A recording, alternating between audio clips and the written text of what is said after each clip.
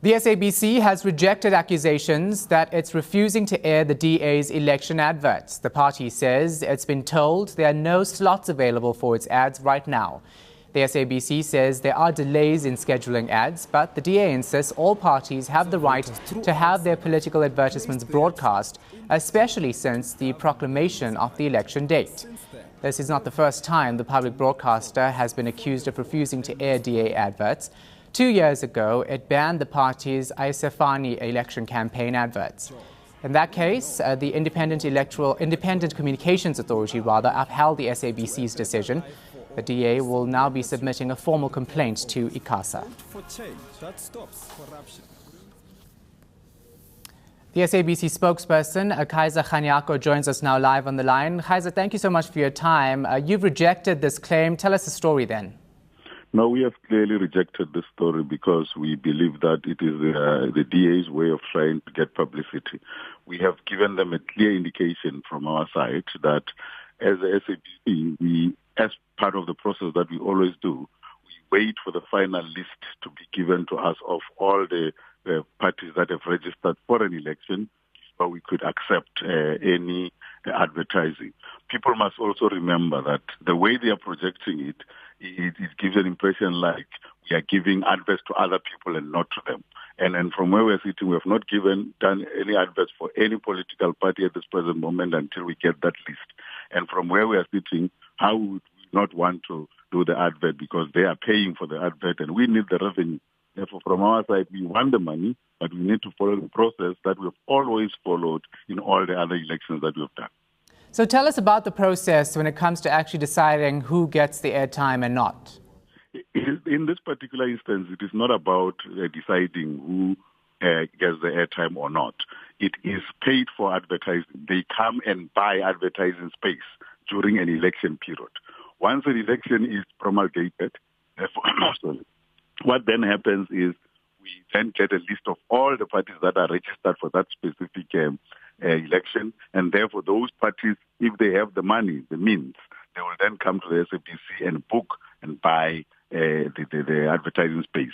This is not the PEPs because there is a difference. This is an election advertisement of political parties for the election, but we have got PEPs, which happen.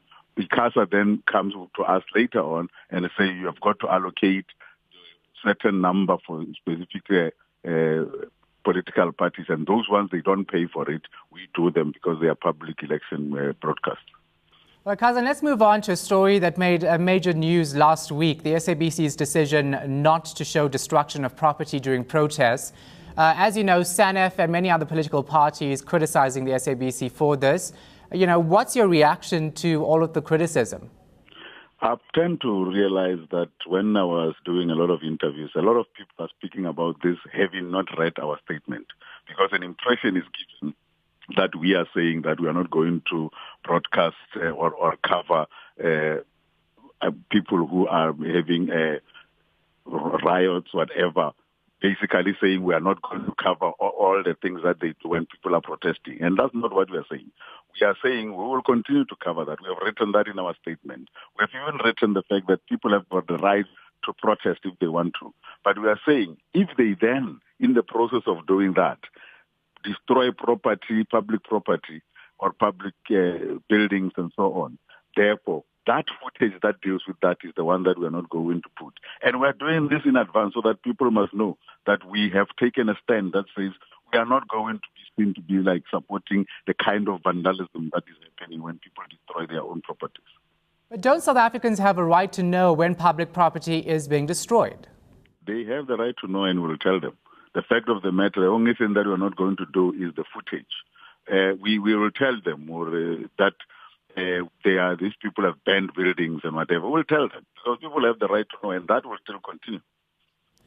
How was this decision made? It says that the SABC's CEO, Claudie Motsoneng, made the statement. Did he consult with the editorial team before? All I'm saying to you is this is management decision, and when management makes that decision, therefore, all the other people have to take that. It is not about an individual.